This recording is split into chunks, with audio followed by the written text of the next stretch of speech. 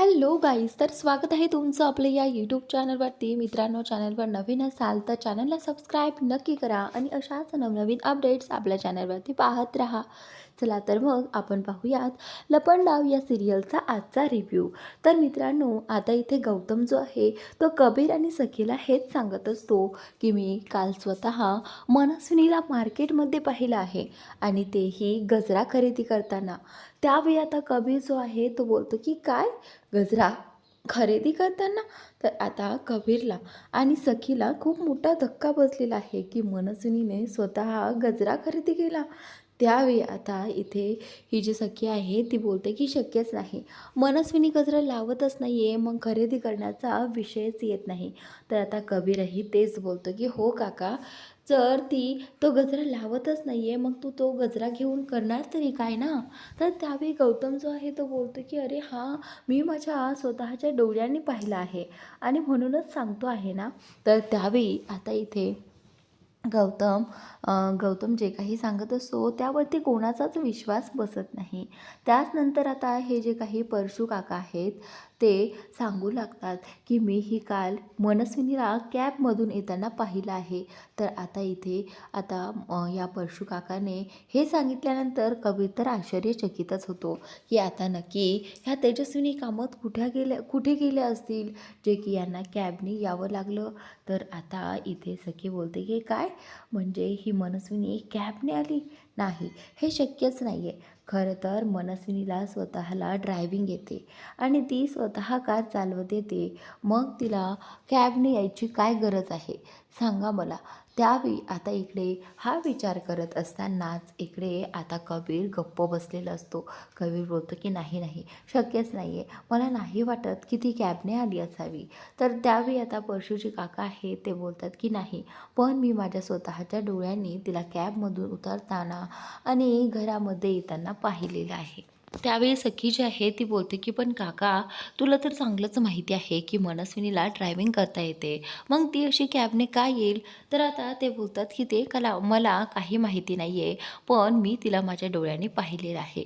तर त्याचनंतर आता इकडे ही तेजस्विनी देवासमोर येऊन बसते. खरं तर खूप दिवसांपासून तिला देवाशी बोलायचं असतं, देवाची पूजा वगैरे करायचं असतं. तर त्यावेळी आता ती बोलते की मला ना या घरामध्ये काहीही करायला जमत नाही. जोपर्यंत मी मनस्विनी म्हणून या घरात वावरत आहे तोपर्यंत मला हे सगळं करता येणार नाही. पण तरी देखील माझी तुझ्यापर्यंत यायची आणि तुझ्याशी बोलायची खूप इच्छा होती, पण मला काही करता येत नाही. असं वाटतं की कोणी मला बघेल, पण तरीही आज मी इथे बसली आहे. तर त्यावेळी आता ती देवाकडे प्रार्थना एकच करत असते की मला लवकरात लवकर तेजस्विनी कामत बनव आणि मला माझ्या सखीला लवकरात लवकर भेटायचं आहे, असं आता इथे ती देवाकडे प्रार्थना करत म्हणत असते. तर त्याचनंतर आता इकडे जेव्हा या मनस्विनीने हात जोडले होते त्याचवेळी तिथे मीनाक्षी आली आणि मीनाक्षी आल्यानंतर मीनाक्षी पाहते की ही मनस्विनी करते तरी काय. तर त्यानंतर आता इकडे ही तेजस्विनी जी आहे तिला दिसतं आहे की इथे खूप धूळ झाली आहे, म्हणून आता ते झटकण्यासाठी तेजस्विनीने तिथला तो जो काही भगवा कपडा असतो तो हटवलेला आहे आणि त्याखाली तिला त्या फाईल्स दिसल्या आहेत, ज्या फाईल्स सखीने आणि कबीरने मिळवल्या होत्या. तर त्यावेळी आता मीनाक्षी इकडनं साईडनं पाहत असते की कशा पद्धतीने ही मनस्विनी त्या फाईल्स वाचत आहे. ज्यावेळी तिला कळलं की त्या फाईल्स वाचत आहे त्यावेळी तिच्या लक्षात आलं की आता त्यांचं काहीच खरं नाही आहे. म्हणजे आता ही मनस्विनी हे पुरावे घेऊन जाईल आणि मग आपल्या हाती काहीच राहणार नाही, सगळं काही आपल्या हातून निसटून जाईल. तर त्यावेळी ही मीनाक्षी जी आहे ती बोलते की देवा, असं काहीतरी कर जेणेकरून ही मनस्विनी हे फाईल्स जे आहेत ते घेऊन जाऊ नये. तर ती देवाकडे प्रार्थना करते, पण तरी देखील आता या तेजस्विनीने सगळ्या फाईल्स पाहिल्या आहेत आणि फाईल्समध्ये पाहिलं आहे की नक्की काय आहे. त्या फाईल्समध्ये तिचंच आणि सखीचे काही रिपोर्ट्स असतात. तर आता तिला कळतं की हे जे काही पुरावे आहेत ते नक्कीच सखीने आणि कबीरने मिळवलेले असावेत मनस्विनीच्या विरोधात. तर आता ती बोलते की ठीक आहे, आत्ता मी हे इथेच ठेवते आहे. असं म्हणत आता इथे ती देवासमोर हात जोडते आणि अगदी जसे ठेवले होते तसेच ते पुरावे तिथे ठेवून देते आणि तिथून जायला लागते.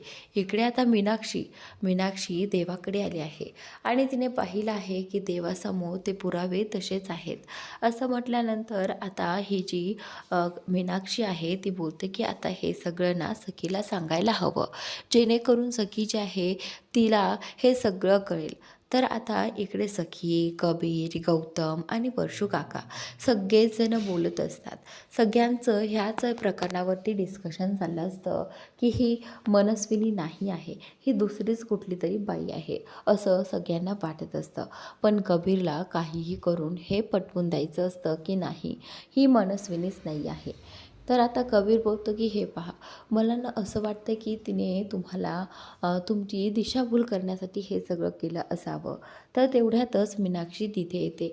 मीनाक्षी आल्यानंतर सखीला म्हणते की सखी, मला ना तुझ्याशी बोलायचं आहे. तर त्यावेळी आता सखी जी आहे ती मीनाक्षीला बोलू लागते की काय झालं आहे, बोल ना.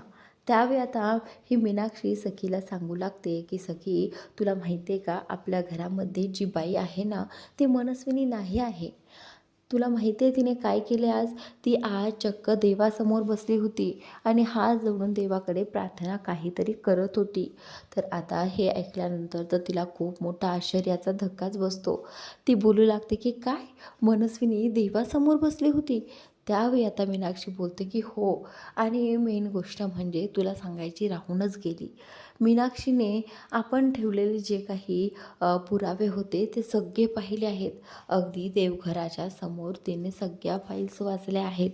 त्यावेळी आता गौतम आणि परशू काका दोघेही एकमेकांकडे पाहतात.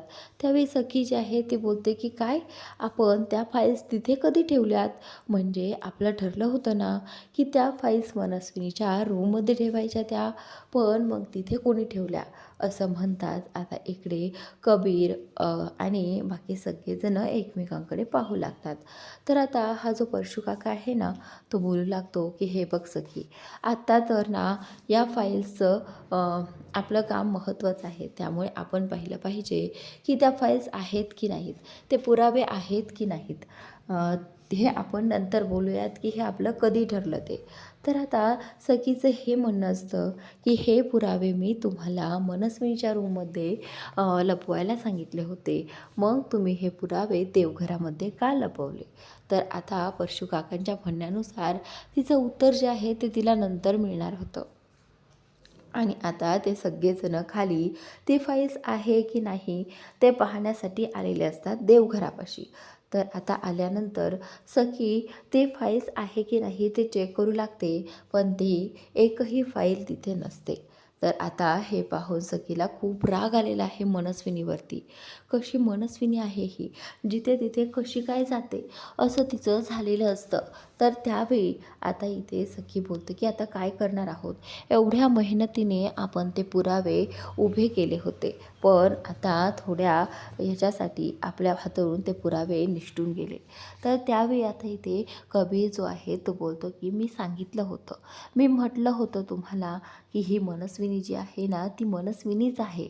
कारण जर ती नसती ना कदाचित आपल्याला हे हाती लागलं असतं, पण तिने खूप डोकं चालवून हे सगळं केलं आहे सखी. तुझ्या लक्षात येते का, तिने गौतम काकांना तिकडे मार्केटमध्ये गेल्याचं सांगून त्या गोष्टीमध्ये त्याला अडकवून ठेवलं आणि इकडे परशू काकाला. म्हणजेच बघ ना, कधीही ती कॅबने न येणारी बाई आज कॅबने आली, म्हणजे तिला फक्त ह्या सगळ्यांची दिशाभूल करायची होती, बाकी काहीच करायचं नव्हतं. तर त्यानंतर आता कबीर बोलतो, बघ आता मीनाक्षी काकूच बघ, तिला असं दिसलं असेल ना की मीनाक्षी काकू तिला पाहत आहे, आणि म्हणूनच त्यावेळी तिने एक गोष्ट केली, त्यावेळी तिने त्या फाईल्स उचलल्या नाही. पण जेव्हा मीनाक्षी काकू हे सगळं सांगण्यासाठी आपल्याकडे आली त्यावेळी तिने मात्र त्या फाईल्स उचलल्या आणि तिने कुठेतरी लपवून ठेवल्या. तर त्यानंतर आता इकडे सखीला कुठेतरी आता कबीरचं म्हणणं पटायला लागलं होतं. तर त्यावेळी आता इकडे सखी बोलतं की म्हणजे खरंच हे सगळं असू शकतं का असं. तर आता कबीर बोलतं की हो सखी, ती बाई जी आहे ना ती आपल्या पुढचा विचार करणारी बाई आहे आणि त्याचमुळे आपण आता एक काम करूयात. आपण आता थेट तिच्या रूममध्ये जाऊयात आणि ते पेपर्स फाईल्स आहेत की नाही ते चेक करूयात. तर आता कबीर आणि बाकी सगळ्यांनीच गौतम, परशू, मीनाक्षी काकू आणि इथे सखीने देवघरात जाऊन पाहिलेल्या आहेत. त्या फाईल काय तिथे नसतात. म्हणून आता कबीरचं म्हणणं असतं की आता ह्या फाईल इथे नाही आहेत, म्हणून आता त्या फाईल्स तिने घेऊन गेल्या आहेत. तर आता सखी बोलतं की नक्कीच त्या फाईल्स तिनेच घेतल्या असतील. चला आत्ताची आत्ता आपल्याला शोधायला हव्यात. जर आत्ता ही वेळ आपल्या हातून निघून गेली तर आपल्याकडे दुसरा कुठलाही मार्ग नसणार आहे. तर आता कबीर, सखी, मीनाक्षी काकू आणि गौतम, परशू काका सगळेजण निघालेले असतात या मनस्विनीच्या रूमकडे जाण्यासाठी. पण कबीरला मात्र आता टेन्शन आलेलं असतं की या तेजस्विनीनी कामतनी काय केलं असेल, खरंच ह्या फाईल ठेवल्या असतील का व्यवस्थित. आता असा प्रश्न आता इथे पडल्यामुळे आता कबीर जो आहे तो बघत असतो की काय करावं. कबीरने ठरवल्याप्रमाणे कबीरचं सगळं काही व्यवस्थित होईल का हा प्रश्न आता इथे त्याला पडलेला असतो. तर त्याचनंतर आता इकडे कबीर जो आहे तो बोलतो की चला आता रूममध्ये जाऊयात. तर आता सगळेजण रूममध्ये जातात. इकडे आता जेव्हा मनस्वीच्या रूममध्ये ते जातात त्यावेळी मनस्विनी त्यांना म्हणते की काय आहे तुमचं, उठसूट माझ्या रूमकडे निघून येतात, काय असतं तुमचं सारखं सारखं माझ्याकडे. त्यावेळी आता सखी जी आहे ती बोलते की चोर कुठले, नेहमी सतत काही ना काही चोरी करत असतेस. आता आम्ही हे तुला सांगणार नाही की आम्ही इथे कशासाठी आलो आहोत. असं म्हणत आता सखी जी आहे ती बोलते की काका काकू पहा, सगळ्यांनी पहा की आपल्याला ती फाईल कुठे मिळते आहे का. असं म्हणताच आता इकडे सखीने सगळ्यांना तिची रूम चेक करायला सांगितलेलं आहे. त्यावेळी आता मनस्विनी जी आहे ती बोलते की हे पहा, माझ्या कुठल्याही वस्तूंना हात लावायचे नाही. त्यावेळी आता इथे सखी जी आहे ती मनस्विनीला म्हणते की हे बघ, हे घर माझं आहे आणि इथल्या माणसांचं आहे, तुझं काहीच नाही आहे इथे असं, त्यामुळे मला कुणी थांबवणार नाही, समजलं. असं म्हणताच आता इथे सखीने तिच्या रूममध्ये झरती घेण्यासाठी सुरुवात करायला लावलेली आहे. इकडे परशू काका, गौतम काका ती फाईल शोधण्यासाठी प्रयत्न करत असतात, पण त्यांना ती फाईल कुठेही दिसत नाही आहे. त्यांनी सगळे ड्रॉवर्स वगैरे सगळं काही चेक केलं आणि आता त्या दोघांनाही ती फाईल्स न दिसल्यामुळे ते सखीकडे येतात. सखीला येऊन सांगतात की सखी, आम्ही सगळीकडे शोधलं पण ती फाईल्स काही मिळायला तयार नाही. त्यावेळी आता इथे कबीर जो आहे तो इकडे तिकडे पाहत असतो. कबीरला माहीत आहे की माझ्यामुळे तुम्हा सगळ्यांना खूप त्रास होत आहे, पण आता थोडे दिवस जर मी तुम्हाला हे सांगितलं तर प्रॉब्लेम होईल, म्हणून बाकी काहीच नाही, असं सब कबीरचं झालेलं असतं. तर त्यावेळी आता इकडे हे जे परशू काका आहेत ते सखीला बोलतात की सखी बाळा, इथे काहीच नाही आहे, इथे कुठलीही फाईल वगैरे नाही आहे. तर आता गौतम काकाही बोलतात की हो सखी, इथे कुठलीच फाईल नाही आहे. तर आता इथेही मनस्विनी बोलते की मला माहीत आहे तुम्ही कुठली फाईल शोधत आहात, तुम्ही माझ्या विरोधात पुरावे गोळा केलेत ना, ठीक आहे करा, तुम्हाला जे काही करायचं आहे ना ते अगदी मनसोक्त करा, पण त्या पुराव्यांना नष्ट कसं करायचं हे मला चांगलंच माहिती आहे, असं मनस्विनी सखीसमोर म्हणते. आणि त्यावेळी आता इथे मनस्विनी जी आहे ती आता सखीला चिडवत असते, काहीही झालं तरी मी ते पुरावे तुमच्या हाती लागूच दिला नाही, मला माहिती आहे त्यात काय आहे आणि काय नाही ते. तर त्यावेळी मनस्विनी सखीला म्हणते की तुम्ही सगळं काही शोधलं पण तुम्ही ती डस्टबिन काही शोधली नाही, तीही पाहायला हवी एकदा तुम्हाला. असं म्हणताच आता सखी जी आहे ती त्या कचरा कुंडीकडे जाते आणि तिथे पाहू लागते की त्याच्यामध्ये काय आहे ते. तिकडे सखीने आता त्याच्यामध्ये पाहिल्यानंतर तिला सगळी राख दिसते. त्यावेळी सखी ती राख पालती करते आणि पाहू लागते आणि तिच्या लक्षात येतं की नक्कीच या मनस्विनीने हे जे पुरावे आहेत ते नष्ट केलेले आहेत, ते जाळलेले आहेत. तर आता इथे सखीचा खूप संताप होत असतो. सखीला माहिती असतं की तिने ते पुरावे मिळवण्यासाठी किती मेहनत घेतली होती, पण आता या सखीमुळे ती मेहनत देखील माझी वायाला गेली आहे, असं तिचं झालेलं असतं. तर त्याच नंतर आता इकडे सखी जी आहे ती बोलते की तू काहीही कर, पण मी तुला काही सोडणार नाही. तू आत्ता जरी हे पुरावे नष्ट केले असतील तरीही मी असेच हजारो पुरावे तुझ्या विरोधात उभे करेल. आणि मग त्यावेळी काय करशील? तर त्यावेळी आता इथे मनस्विनी जी आहे ती बोलते की ठीक आहे ना, मग कर, तुला जे हवं आहे ते कर, फक्त मी एकच काम करेन, ते पुरावे नष्ट करण्याचं. तर त्यावेळी आता ही मनस्विनी हसत असते आणि सखीला प्रचंड तिचा राग येत असतो. सखीला तिरस्कार असतो तिचा. तरी देखील आता इकडे सखी म्हणत असते की आता कसे पुरावे उभे करावे कळत नाही आहे, कारण इतकी मेहनत घेतली होती ते पुरावे गोळा करण्यासाठी आणि या मनस्विनीने थोड्या वेळात ते पुरावे नष्ट केले. तर आता रात्रीच्या वेळी इकडे ही सखी जी आहे ती जेवणाच्या टेबलवरती इथे बसलेली असते, पण आता तिला काहीही खायचं नसतं. कबीर तिच्यासाठी जेवणाचं ताट घेऊन येतो आणि तिला बोलतो की सखी, थोडंसं तरी खाऊन घे. हे बघ, हे जे काही झालं आहे ना ते असंच होत राहील, त्यामुळे प्लीज जेवणाकडे अजिबात दुर्लक्ष वगैरे करत जाऊ नको, असं आता इथे कबीर जो आहे तो सखीला म्हणत असतो. तर त्याचनंतर प्रेक्षकांनो, तुम्हाला पाहायचं असेल की कबीरने कशा पद्धतीने या मनस्विनीला सांगितलं की ती फाईल वगैरे सगळं काही तिथून देवघरातून घेऊन जा आणि कुठेतरी सेफ जागेत लपून ठेवा, असं हे कधी सांगितलं असेल.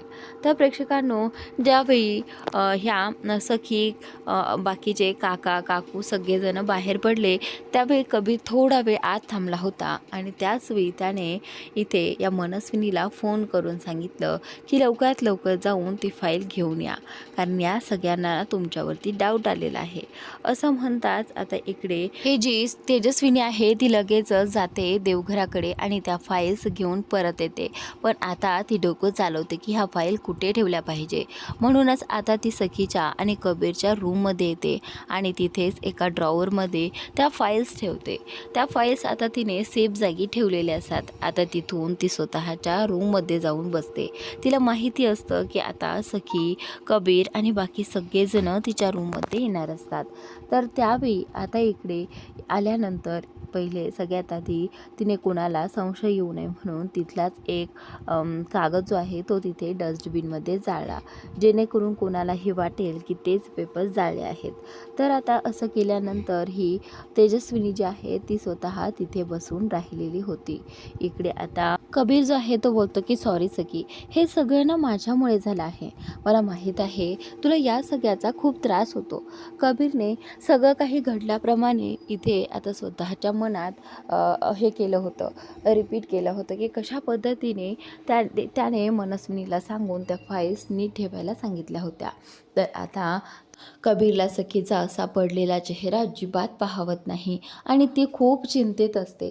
तर आता सखी बोलते की एवढ्या मेहनतीने उभे केलेले हे पुरावे या मनस्विनीने एका फटक्यात नष्ट केले. आता काय करावं आणि कसे हे सगळे पुरावे मिळवावेत असा विचार आता सखीचा चाललेला असतो. कबीर बोलतो की हे बघ सखी, तू काळजी करू नकोस, तू आधी 2 घास खाऊन घे, आपण त्या पुराव्यांचं नंतर बघू, काय काय करावं लागेल ते मी करेल, पण तू काळजी करू नको. तर त्यावेळी आता सखी जी आहे ती बोलते की मला नाही भूक, मला नाही जेवायचे कबीर. तर त्यावेळी कबीर बोलतो की हे बघ, असं करून चालणार नाही. त्यावेळी कबीर जो आहे तो स्वतः तिला खाऊ घालतो.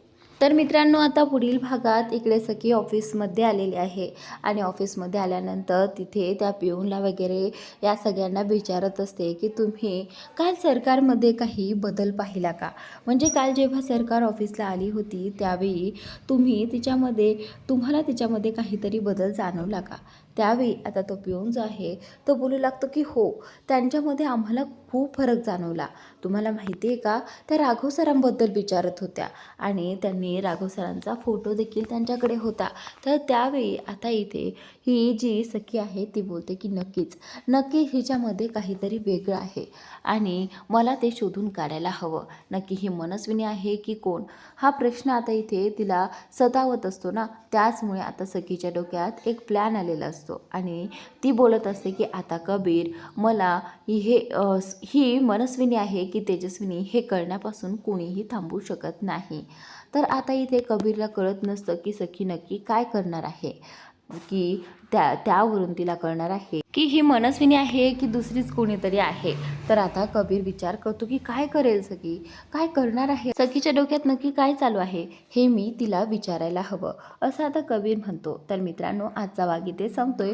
पुढील भाग नक्की पहा आणि आपल्या या यूट्यूब चॅनलला अजूनही सबस्क्राईब केलं नसेल तर सबस्क्राईब नक्की करा, कारण असेच नवनवीन अपडेट्स तुम्हाला आपल्या या चॅनलवरती पाहायला मिळतील. Thanks for watching.